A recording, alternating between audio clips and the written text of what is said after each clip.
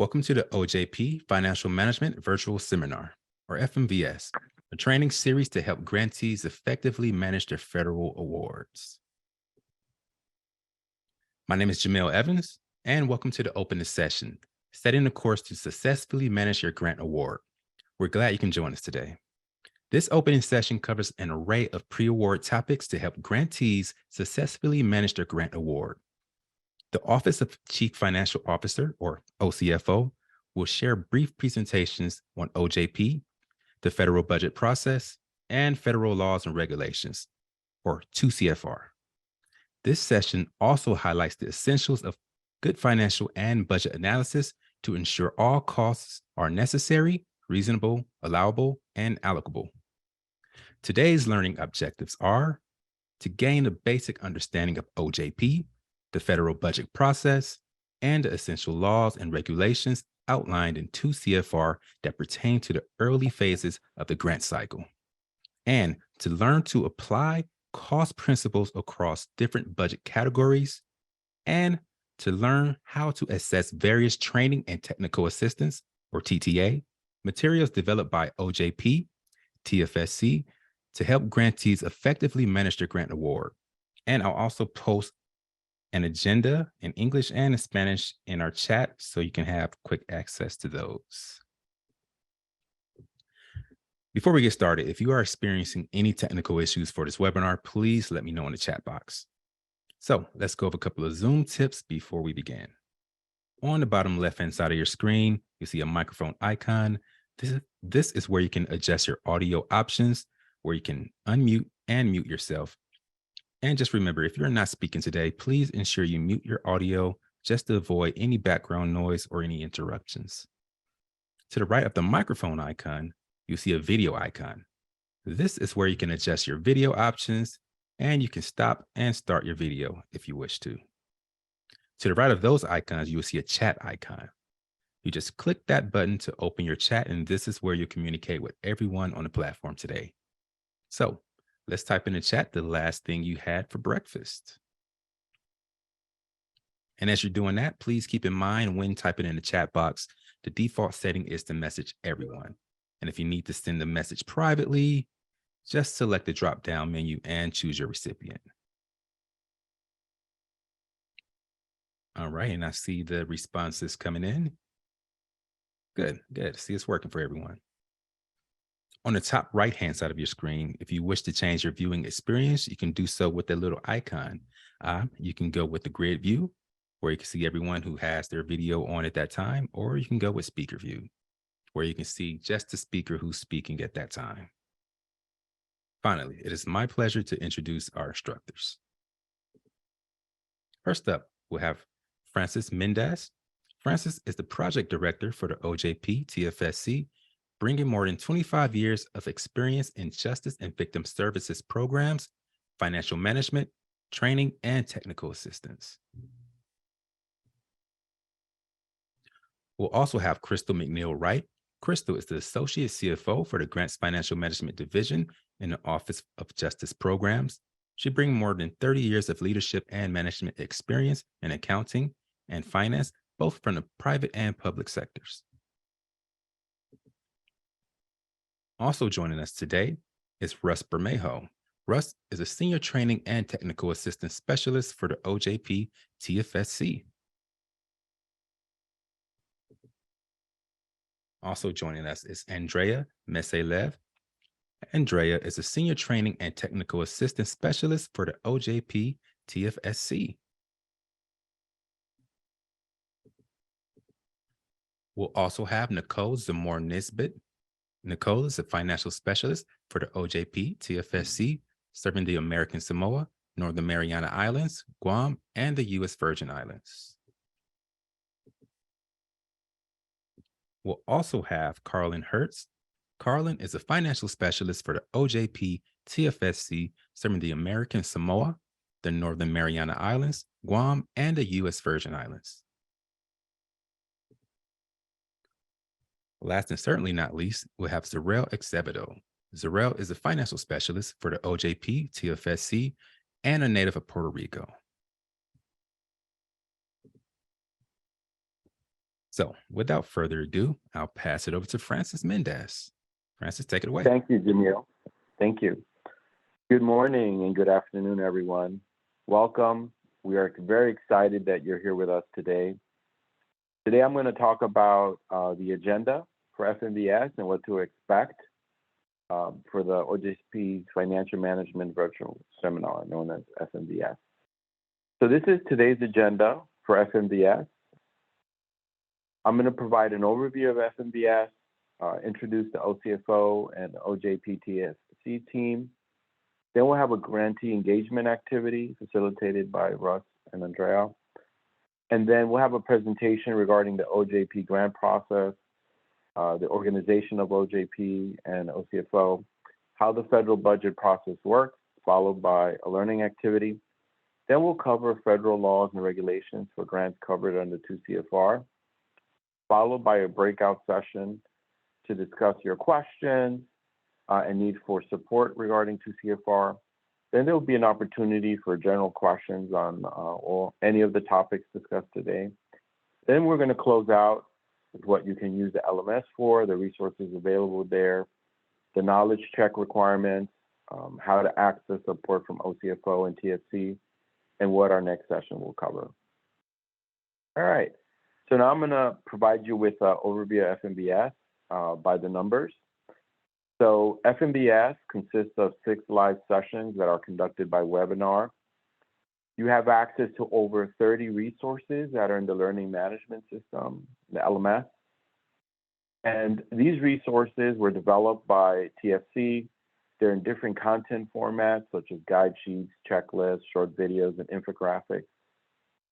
So in addition to presentation of content during the live sessions, we're also going to offer engagement activities, learning activities, quiz questions, breakout sections, and Q&A. All these resources and interactive activities are designed to enhance your learning and support you in the effective implementation of your financial grants management. And we hope you'll find them helpful. So in total, you're going to engage in nearly 15 hours of learning. FMVS is designed to replicate the 2-day in-person seminar that OJP has done on site in Washington, D.C. It doesn't replace it, but it offers an alternative for grantees to be able to engage and receive their financial management certification. This certification, once you complete the FMVS, satisfies your special condition requirement for your grant. We understand this is a time commitment, but we hope you'll find it all worth it. And our goal is that you'll find this format of virtual training engaging, interactive, and impactful. Okay, so now I'm going to cover our 1, 2, 3 learning path. So this is what we call the 1, 2, 3 learning path for FMVS, which involves 3 steps. So step 1 is going into the LMS and reviewing short videos, guide sheets, job aids, and checklists and infographics. Please make sure that you're reviewing the FMVS materials prior to each live session. Step 2 is when you attend the live session and participate in the activities and discussions, which is what we're doing today with live session 1. In step 3, there's a series of knowledge checks that you complete along the way after each live session and review of materials. And in each knowledge check, you must receive a score of at least 70% to successfully pass and complete the FMVS. I'm now going to cover the FMVS schedule. All right, so today's session 1. Session 2 is next week, and then session 3 is the week after. And in the 4th week, there are 2 sessions. This schedule shows you the topics of the available resources in the LMS, the topics we're going to cover in the live webinar sessions. The sessions are also The dates are also spaced out in a way to give you enough time to review the materials in the LMS prior to each section. This is the OCFO team primarily involved in the design implementation of FMVS. So a big thank you to all of them, to Crystal, Migno Wright, Aida, Edith, and Abina, who are with us today and are supporting this effort and will be participating in our breakout sessions. This is the OJP TSC team primarily supporting FMVS, and they're with us today, so thank you to all of them. And the other TFC staff that support us and make this all possible. All right, I'm now going to turn it over to Russ and Andrea, who will be conducting an engagement activity. Russ? All right. Welcome, everyone. Thank you, Francis. And if you have your cell phones, please grab them right now and go ahead and scan the QR code. Or you can go to menti.com and enter the code there. And we have I think we have 4 questions for you today. So we'll spend a few minutes engaging in these questions and would love to hear your responses. I'm going to invite my colleague, Andrea Mesaliv, to say hi, introduce herself. Both her and I are TTA specialists here on the TFC team. And of course, we serve all grantees, but we particularly have a focus on the Pacific grantees. So for those of you joining from the Pacific territories, you might have actually already met Andrea. So Andrea, as we go ahead and get ready for this, do you want to say hi? And I'm going to go ahead and change the screens here. Hello, everyone. These are always fun to do. Hopefully you've all gotten on. And let's take a moment here, make sure that you're all signed in. Andrea, do you see the Mentimeter on your screen? I do. Okay, all right. Again, the QR code, you can scan, or you can go to menti.com and enter the code. Andrea is going to walk us through the first 2 or 3 questions. So here we go. First question. Okay, here we go. Where are you joining us from today? We love to see your answers. So the way the word cloud works is the more responses, the bigger the word. So we have a few people from Guam, actually probably more than 1 or 2 people from Kentucky. Oh, yeah. Great. Look at Wow, that. literally all over the world. Literally. All over, yes. America Samoa, that is quite early. I believe it's 5:30 in the morning in Micronesia. That's early. Yeah. Wow. Again, thank you for joining us. All right, this is great. Guam. Yep. Wow. Okay, next question. What is your role on your team? And for this one, it's, I believe, yep. Go ahead and enter that, and we will see different types of responses. Program manager. Yep. Quality manager. Yep. CFO. Accounting. Oh, I love it. Yeah. Finance manager, grant administrator, accountant, controller, program manager, program support. Yes. Again, we hope you find the material, the content, all helpful in terms of your job. So thank you. All right. Yep, more are coming in. Okay. Thank you. That's fantastic. Okay, how many years of experience do you have in federal grants management? 1 year, 10 plus years, 2 to 5 years, 15 plus years, 6 to 10 years. Okay. Wow, a lot with within 1 year. Look at that. Oh, I love it. 15 plus years, that's fantastic.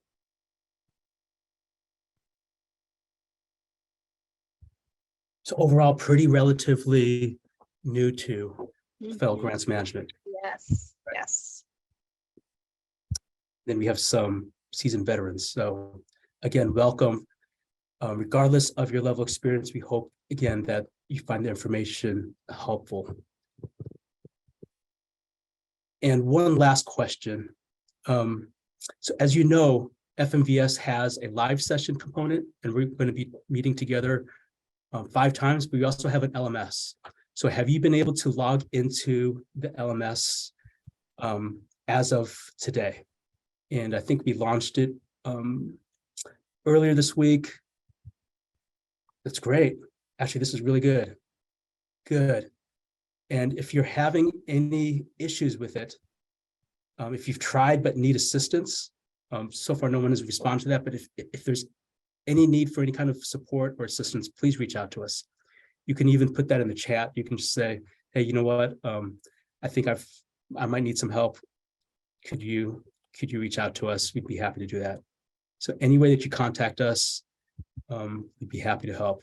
And again, there's a ton of content in there. Hopefully you'll find those helpful, different types of printed and video resources.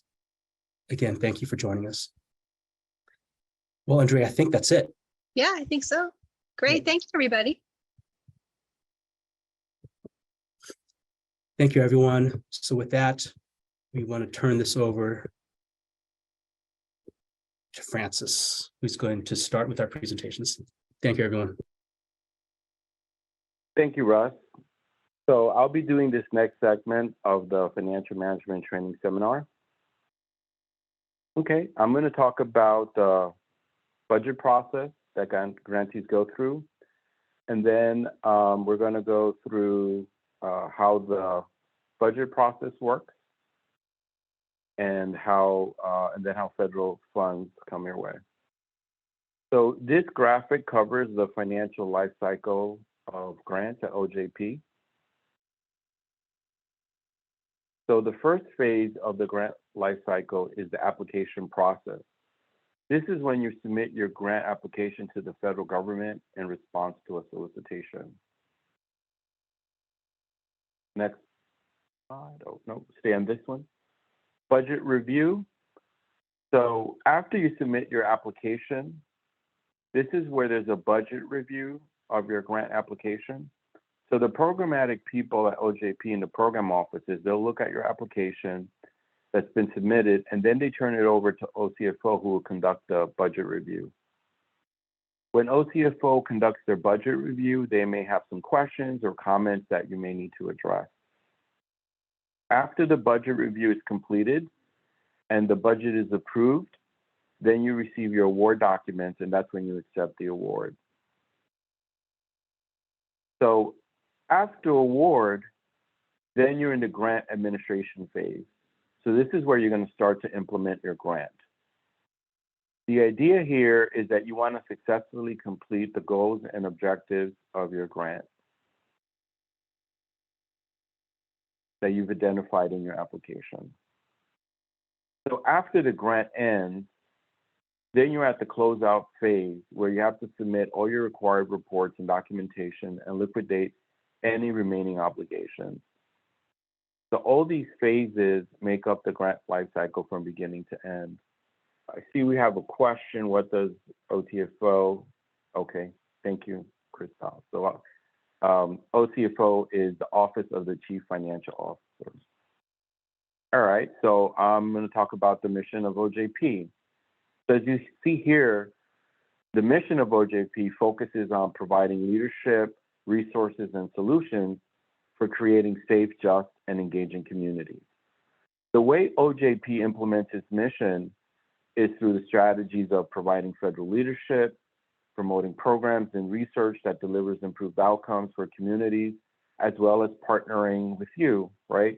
Justice stakeholders in prevention, civil rights enforcement, and victim services, etc. Next slide. All right, so here you see a Department of Justice org chart. So OJP, the Office of Justice Programs, is housed under the Associate Attorney General and is led by Amy Solomon. OJP is one of 3 grant-making components within Department of Justice, DOJ. So you have OJP, Office of Justice Programs. Then you have the Office of Community-Oriented Policing Service, COPS. And then you also have the Office on Violence Against Women, OVW. All right, so here I'm going to talk about OJP's program offices. So as you can see here, there are 6 program offices within OJP. Bureau of Justice Assistance, which focuses on criminal justice, the Bureau of Justice Statistics, NIJ, National Institute of Justice, that focuses on research. Office of Juvenile Justice and Delinquency Prevention, OJP, focuses on juvenile and youth mentoring. And then Office of Victims of Crime, OVC, focuses on victim services, human trafficking. We also have SMART, the Office of Sex Offender Sentencing, Monitoring, Apprehension, Registration, and Tracking. Supporting the program offices, you also have other administrative offices that include OCFO, the Office of Chief Financial Officer. Okay, so here you have the organizational chart of OCFO, which is led by Rachel Johnson, who's the Chief Financial Officer. Within OCFO, you have various divisions. So you can see you have the Finance, Accounting, and Analysis Division. You have the Grants Financial Management Division, which is led by Associate CFO Crystal McNeil-Wright, who's with us today. And her team supports FMVS as well as oversees the financial monitoring of grantees and provides technical assistance and support. OJP TFC is housed and supports the Grants Financial Management Division at OJP. Then you have the Financial System Support Division. You also have the Management Audit and Administration team. This team plays a role in the development of policies and procedures for OCFO.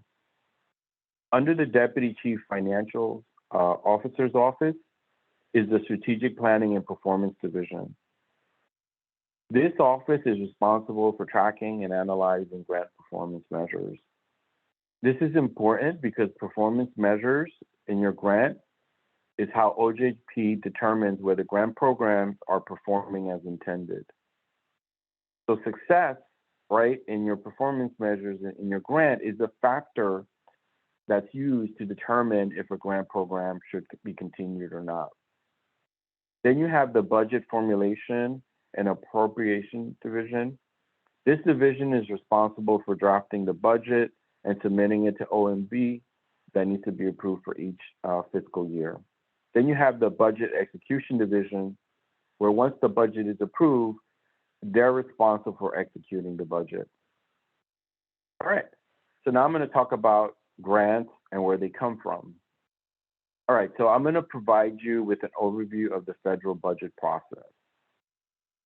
So the federal government starts the process of creating and drafting that budget. It could be anywhere from 1 year to 2 years prior to the fiscal year for the grants that you're applying for. OJP submits their budget information to OMB along with all the other federal agencies, and it is OMB's responsibility, the Office of Management and Budget, to submit this to the president, who's going to submit the president's proposed budget to Congress. The president's budget is supposed to be submitted the first Monday in February. The thing to keep in mind is that Congress is the one that passes the budget.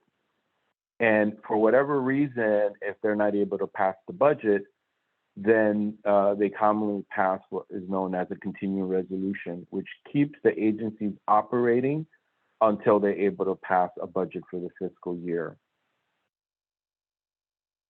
Typically, when a continuing resolution is passed, what it does is the prior year budget continues in place until they can pass the new budget. All right, so now I'm going to talk about authorization, right? So the president submits the budget to Congress. Congress reviews the information. Congress is the one that determines whether or not there are going to be any new programs that they're going to authorize, or whether they're going to authorize any existing programs to continue. And one of the factors that Congress looks at is, are they getting a return on investment, right? Is the program effective? Is it meeting its performance measures? Because they have to make decisions about where they want to invest. There are also some programs that, based on the performance, could be expanded, could be limited. It's really based on their assessment and evaluation of how grant programs are performing. So once the program is authorized, right, the next step is the appropriation. And this is when Congress decides what's the actual dollar amount that's going to be allocated for the grant program, right? So for, if you have a grant with the federal government and you're tracking what's happening with Congress, what's happening with the budget, you can see where they're investing in particular program areas. So through appropriation is how Congress decides where the money goes, who's going to get what money, etc. Okay, so now we're going to move on to apportionment. So this is where OMB delivers the money to the federal agencies. When OMB does apportionment, they don't typically release all the funds to the federal agencies at once. They do it based on stages, based on where the funds are coming from. So some programs may get funded right away, others may need to wait for the next round of funds once they're released from OMB. That's a portion. Okay, so once the funds are released, the next step is allotment. So in this case, the funds are with the federal agency, and now, let's say for example, OJP, it's allotted to OJP and they're not able to make awards. Okay. So once the awards are made, then during the obligation stage is when those grantees are making obligations against those federal awards that they have received. Next slide. Then comes expenditure. So this is where you're incurring expenditures, you're spending money on the grant, etc. Next slide. Okay. So this is where disbursements happen. So this is where Treasury is providing the federal funds to the grantee organization in order to implement these grants. Next slide. All right. So this is the overview of the federal budget process and the different steps. I'm now going to turn it over to Nicole, who's going to do a learning activity. Hi, everyone. I am going to go over a few questions in terms to what Francis went over. So we're going to do a quiz. I'm going to go over the questions. It's going to be a poll, so feel free to answer what you believe the answer is going to be. And at the end, we're going to see what the correct answer is. So the first poll states, which part of the federal budget process involves authorization by the head of the agency, which is OJP, to incur obligations, which is making awards? So we have 4 options. We have apportionment, we have appropriation, we have authorization, and we have allotment. So we're going to give some time for at least majority to answer the question before we close it and state which one is the correct answer.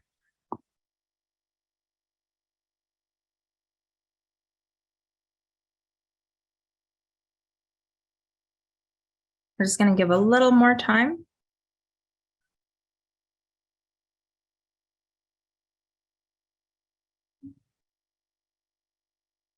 Okay, so we're almost.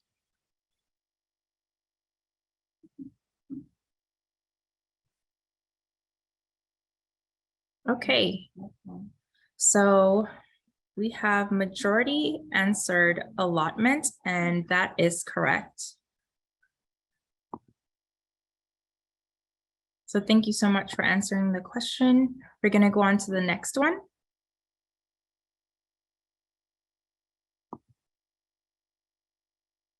So which part of the federal budget process determines the actual dollar Congress has provided to an agency or department? So the question is, which part of the federal budget process determines the actual dollar Congress has provided to an agency or department? So we have the same 4 options: apportionment, we have appropriation, we have authorization, and allotment. So which of these 4 options, based on what Francis just went over in terms of the different processes for the federal government, which one of those 4 options do you believe is the correct one? So similar to last one, we will give you some time to answer the questions.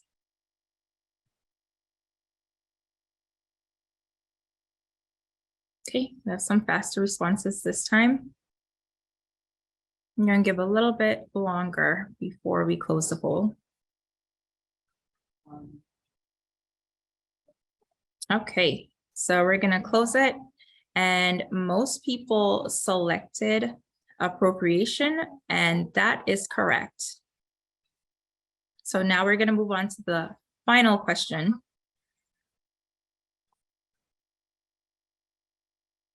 Okay, so which part of the federal budget process defines the programs, policies, and intent of Congress?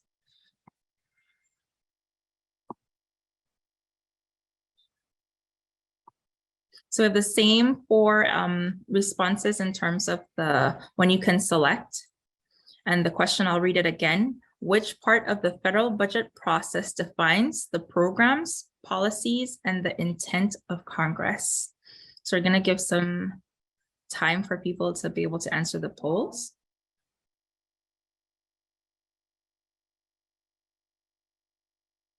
Okay, we have pretty close in terms of responses.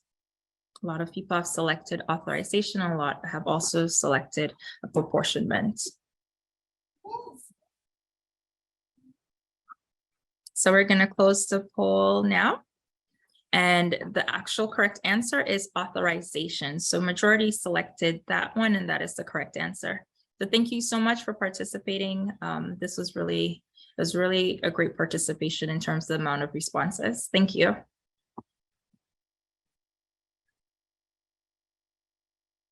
So we're going to go to the next slide, and then I'm going to turn it over to Francis, and he's going to continue on the laws and regulations.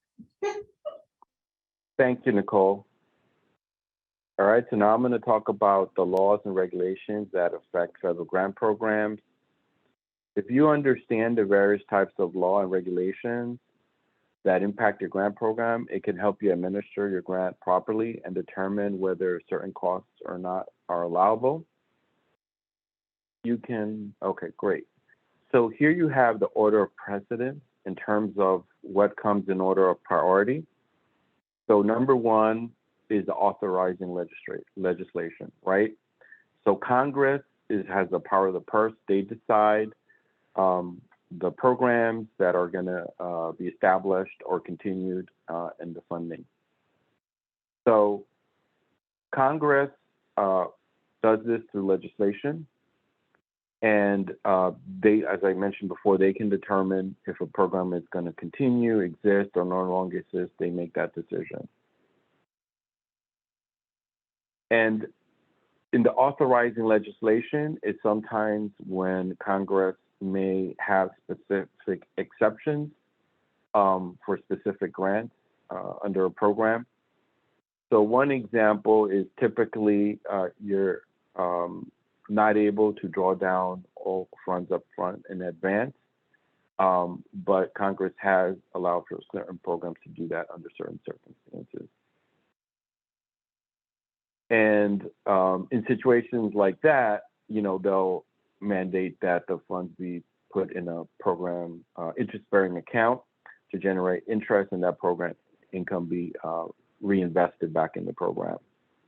So, through the authorizing legislation is when they're going to tell you how a program is run, and they kind of provide you with directions. Then you have the Code of Federal Regulations, which is written for all federal agencies. So this is broad and general in its terms, because it's meant to be able to cover all the different agencies. Then you have the terms and conditions of your grant. So that'll give you more specific guidance. For example, what's allowable or unallowable on the grant. So for example, some grants may not allow salaries to be charged in the first year, and you may have to wait till the second year to charge your salary. So the terms and conditions is going to kind of give you more specificity about the various costs that are allowable and the kind of responsibilities. All right.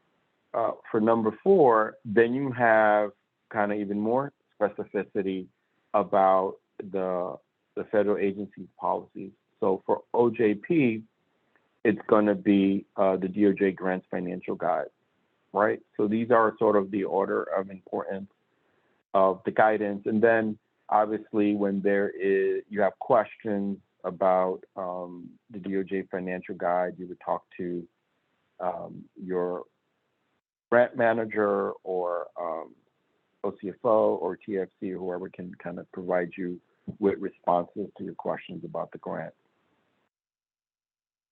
All right, now we're going to talk about the Code of Federal Regulations, CFR. So as I mentioned, this is where you have like general rules that have been published. These federal regulations, this is a good document for you to kind of review and see what's allowable, what's not allowable, what are some of the requirements in the management of your grant. And then, as I mentioned, you have more specificity as you go down the order of precedence. All right, so I'm going to focus in particular in 2 CFR Part 200. So here you'll see that CFR addresses administrative requirements. They address cost principles and audit requirements for everyone. So this applies to state and local units of government, non-for-profit or for-profit organizations, and institutions of education. The 2 CFR is applicable to everyone. Prior to CFR, you had separate guidance for administrative requirements, separate guidance for cost principles, and separate guidance for audit requirements. So under 2 CFR Part 200, they combined this all into one document. All right. So the government-wide common rules is where federal agencies got together to determine what are the kind of rules to look at for grants. So the first thing is you had a committee that had different federal agency representatives, and they got together and they looked at the various documents that were out there in circulars, and they wanted to come up with uniform guidance for all the federal agencies so they could implement these uniform requirements and have government-wide requirements and guidance that they could all implement. So there wouldn't be variance between the various federal agencies. So based on these documents that they compiled and organized these uniform requirements, then they had the federal agency sign on to them. And there was some limited exceptions granted OMB because some agencies have some differences in how, with respect to the government-wide common rules, but in general, it's uniform and all the agencies have to abide by them.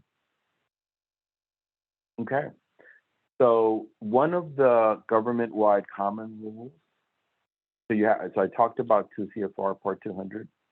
So one of the government-wide common rules is suspension and debarment, right?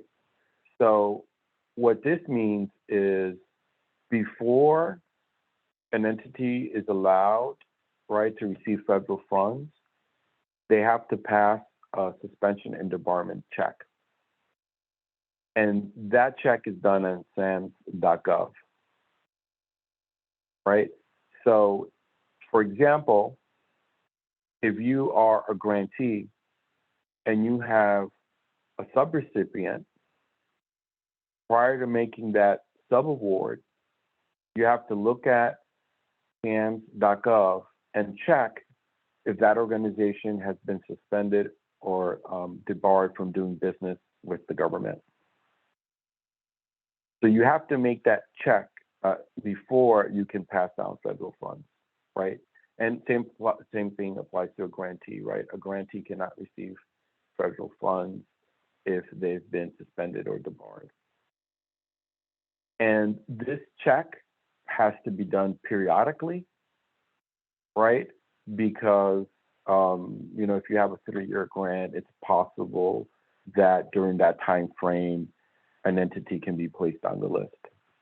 It's not just checking initially, you have to kind of check throughout. Drug-free workplace. All right, there's a requirement under the government-wide common rules that an organization receiving federal funds has to have policies and procedures in place in reference to having a drug-free workplace, right? So this is a requirement that you have to have in order to receive federal funds. The policies and procedures also have to address how you would address a situation if you have someone who's convicted with drugs in the workplace. So there might be also situations in where an employee is found guilty of drugs outside the workplace. And then, so your policy has to kind of capture what happens with the employee both in the workplace and outside the workplace. Number 4 is lobbying, right? So you cannot use federal funds to lobby, right? That's not allowable. Okay, so the lobbying restrictions are applicable to state and local units of government, nonprofit organizations, tribal organizations, commercial entities, or individuals, either directly or indirectly, right? So if you have someone who's being paid for, let's say they're being paid 100% from grant funds, they should not be doing any lobbying, right, as part of their work. Okay, so here are a slide with the resources, and you can see these links that take you to the OMB homepage. You can access the CFR regulations, particularly you want to look at the CFR. And then I mentioned DOJ financial guide, where you're going to get more specificity about what's required, what's allowable and not allowable. All right, I'm going to turn it over to Carlin, that's going to do a polling activity with us. All right, hello everybody. So we're going to do the poll. So the question is, which area or section of 2 CFR 200 would you want to receive additional information and or TTA support? So the options are pre-award requirements, post-award requirements, closeout, cost principles, or if there's any other area that you would like more information on, please put that in the chat. So once again, which area or section of 2 CFR would you want to receive any additional information on? It could be a guide sheet, it can be a job aid checklist, it can be infographics, any type of information that we can provide for you and or TTA support. Please fill out the poll right now. Thank you.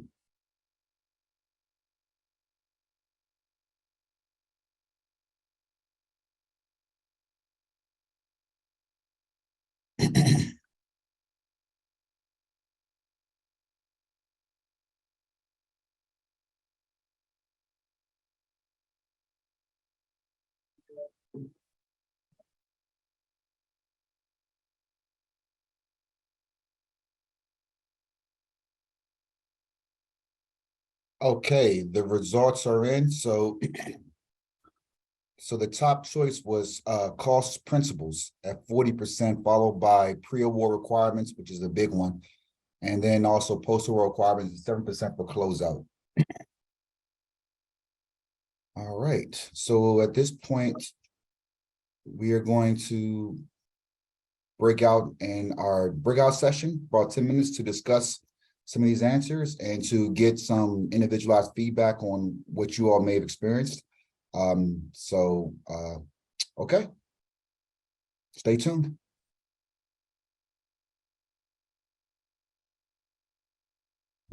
All right, opening breakouts.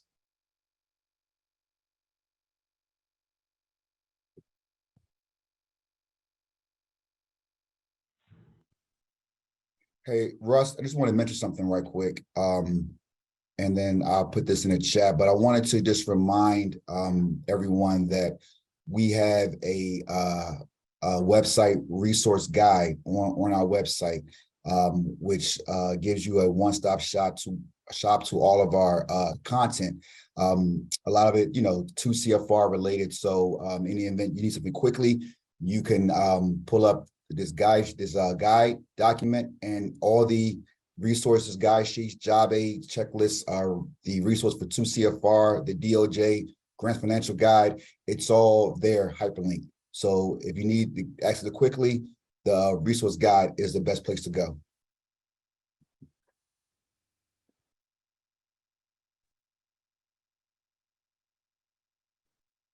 Okay, and so let's go through what was discussed. Let's start with Nicole and Russ.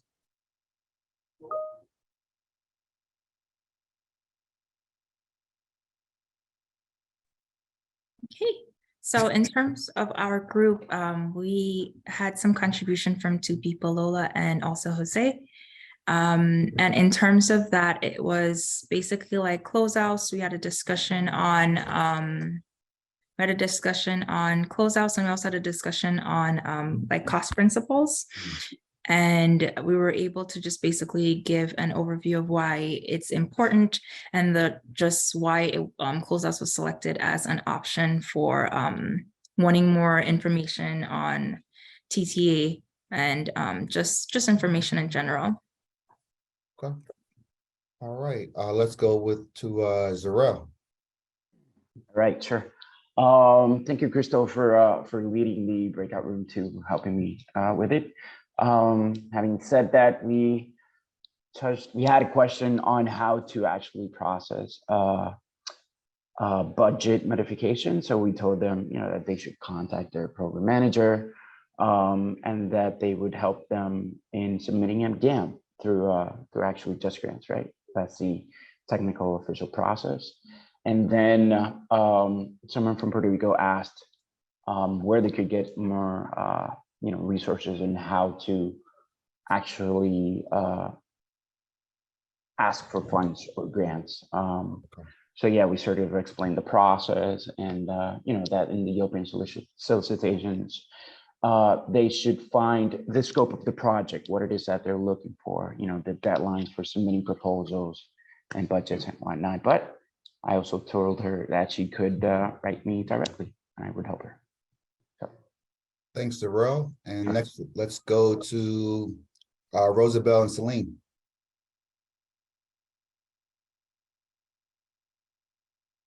Hello. So we had a mix of questions and the areas that they needed assistance. We had participants that they were new in the grants management area. So basically they needed overall help from pre-award to closeouts. And then I would say the rest, most of the answers were in cost principles. So basically how to apply the cost and how the principles will apply to other grants. So I would say that was one of the main ones, but also we had several ones that needed overall assistance. Okay, thanks, Celine. And in my group with myself and Francis did made a good point about utilizing our resources on our resource page on our website. But one member mentioned that using 2 CFRs as a member refresher, and that they at times would refer to it to check allowable and unallowable costs. And they did say that if they could make a change for the 2 CFR would be to make it more in layman's term, but that their auditors do a good job of explaining things to them when updates are made. But if they had one wish, it would be to make it a little more simpler to digest, which we know reading in the length sometimes can be very, very hard. So, all right. Thank you all. To that, Carlin, if I could speak to that really quick before. Yes, ma'am. I think that's a great point. We have the DOJ Grants Financial Guide, and that that is really meant to be kind of that layman's terms, right? So, and I think it's a really good point because the 2 CFR can be very vague at times. But what we attempt to do in the DOJ Grants Financial Guide, while we'll reference the 2 CFR throughout the guide, there are kind of, that plain language type of thing so that we or our grantees can understand what it is they're talking about. So if you have not yet, I know there's a lot of less than 1 year grantees on here. If you have not yet, visited our outward facing page, ojp.gov, or any references within the TFSC materials, the DOJ Financial Guide is a really great source for grantees, and it does explain things a little bit easier other than in the 2 CFR. So that's what I wanted to say. Thank you, Crystal. That is great. I appreciate that. And like I said, the DOJ Grant Financial Guide is in our website resource guide page. It's hyperlinked for you right there. So you don't look too far for it. You just go to our resource guide, click on a link, and it comes up for you. All right, back to you, Russ. All right. Thanks, Crystal, and thanks, Carlin. We're gonna move over and just carve out a little bit of time for any overall Q&A and discussion regarding any of the material. And we're going to have my colleague Zarel to facilitate that. And then we'll move on to resources afterwards. Let's take a few moments here, a few minutes. If you have any questions or discussion. Zarel? Sure. Yeah, so we're just going to open the floor for any questions that you guys might have. Again, it can be on any topic. We will discuss, a wider range, a range of topics in the other sessions, but, you can ask your questions here. We have TFSC staff available and OCFO staff available right now. So it's a good time to, to address any doubts you might have. And there are no wrong questions, okay? We are here to help you guys out. Hi, this is Louise. I was wondering, and I can't remember, I know one of the special condition for us to have, to be in compliance with DOJ grants is to make sure that we go through the financial management training. How often do we have to maintain that? Is it every 2 years or every 3 years? I just want to make sure, because life happens, everybody gets busy, and this is something that's so easily to fall through the cracks. Of course. Edith just answered, it's going to be every 3 years. So you're going to be covered after this for 3 years. We should be good. Okay, cool. I'll make sure I put a reminder. Thank you. Awesome. Sure. You're welcome. Thank you, Edith.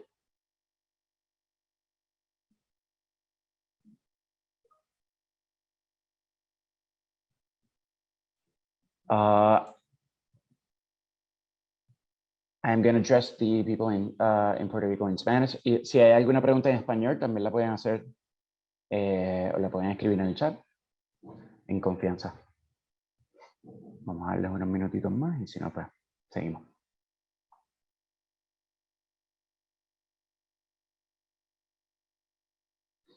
Okay, let me see the chat real quick.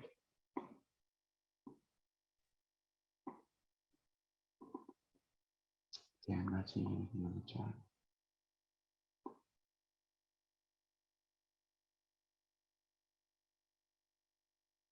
All right, so Sylvia is asking, could you please repeat the agency stance on budget revisions?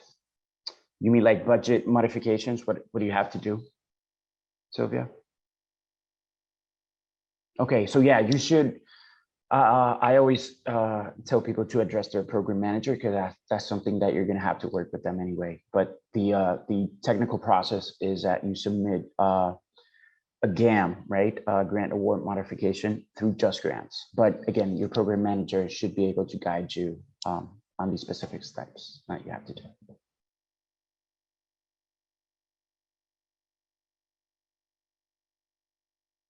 You're welcome, Sylvia.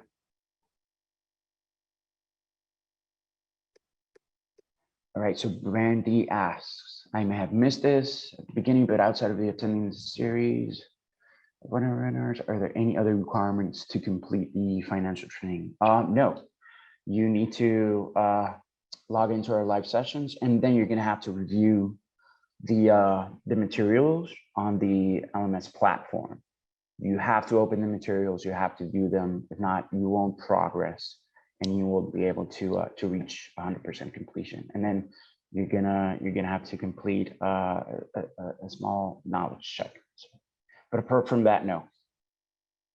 Yep, and this is Russ. I'll put myself on video. Zarel is Sure. right.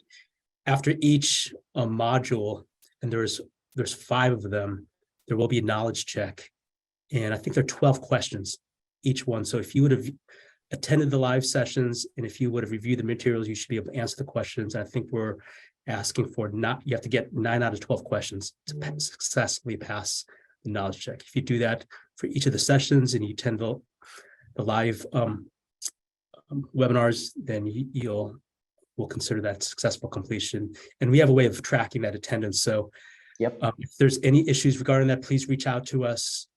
We want to be supportive. We know that life and work does happen, but those are the requirements for successful completion of FMVS. Yep. Exactly. Thank you, Russ. Yep. All right. Zarel, I can take that question in the chat. Okay, sure. Go ahead. From Louise. So Louise, yes, there is a Just Grants formal notification. It's going to reference your award number. It's not necessarily going to say your budget. I think it says your budget mod is reviewed. It's not a whole lot of detail, but you will get an alert notification when it's been approved. You will get that for both a no-cost extension and a budget mod. Super. Thank you, Crystal. Okay, just give it one more minute to see if we have any more questions.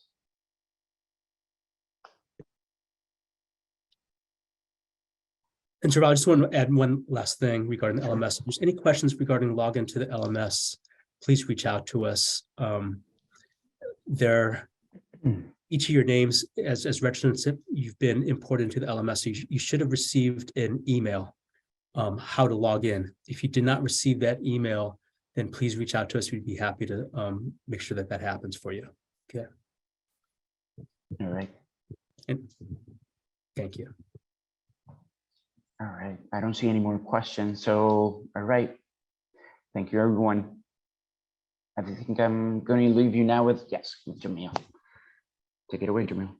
All righty. Thank you, Zarel. So we're coming to the end of today's session. So let's review some resources, next steps, and some final takeaways. Here are 2 resources for the topic we explored today. So to use the LMS, we use it to review schedules, access learning materials, complete knowledge checks, check current progress, receive certification, and access FAQs. And please review these resources on the LMS. So our resources include the fact sheets, our guide sheets, our infographics, our job aid checklist, and our videos. And we also have those links that we shared in the chat previously that you can take a look at. And as Russ mentioned, by logging into the LMS, you will not only be able to access training resources, but also take knowledge checks after every session. You will be able to find Session 1 knowledge check right after this session. The knowledge check consists of 12 multiple choice questions, true or false, based on resources and live session content. You must receive a passing score of 70% for successful completion of the session. That means you need to get at least 9 out of 12 questions correct. If you have any questions, please contact us and we will be happy to assist you. Here at OJP TFSC, we offer the Virtual Support Center to answer any questions you may have about grants financial management. So during any time after this series, if you or your team need any type of additional training or technical assistance, just let Zarel or Nicole know. And you can also email us at tfsc@ojptfsc.org.